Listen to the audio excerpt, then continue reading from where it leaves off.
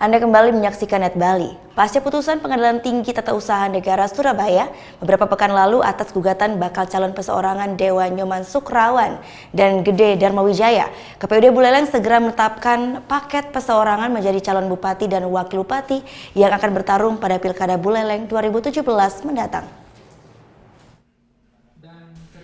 Menindaklanjuti hasil putusan Pengadilan Tinggi Tata Usaha Negara Surabaya yang memenangkan tuntutan calon perseorangan, KPUD Buleleng akan segera menetapkan calon perseorangan Dewa Nyoman Sukrawan, Gede Darmawijaya menjadi calon Bupati Buleleng pada Pilkada 2017.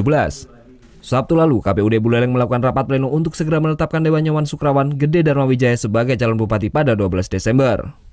Maka KPU Kabupaten Buleleng memutuskan untuk menindaklanjuti putusan Pengadilan Tata Usaha Negara nomor perkara 5-G-PL-PT.Tun-Surabaya tanggal 6 Desember 2016 dengan menetapkan Dewa Nyoman Sukrawan dan Gede Darmawijaya sebagai pasangan calon yang memenuhi syarat pada pemilihan Bupati dan Wakil Bupati Buleleng tahun 2017.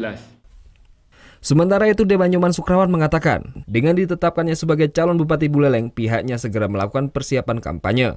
Meskipun sisa waktu kampanye tersisa hanya 1 bulan. Kalau saya sih, kesiapan saya tetap siap. Kapanpun ditetapkan, kapanpun mulai tahapan pilkada, ya kita jalani semua. Karena ini proses yang harus kita lakukan, kita jalani. Tidak ada bahasa terlambat. Buat kami itu tidak ada bahasa terlambat. Walaupun Januari pun ditetapkan, kami siap.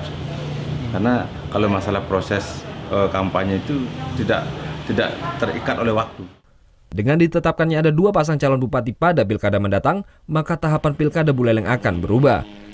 Usai pelaksanaan pleno penetapan, proses selanjutnya akan dilakukan pengundian nomor urut oleh kedua pasang calon bupati dan wakil bupati Buleleng periode 2017-2022. Putu Wijana melaporkan untuk Net.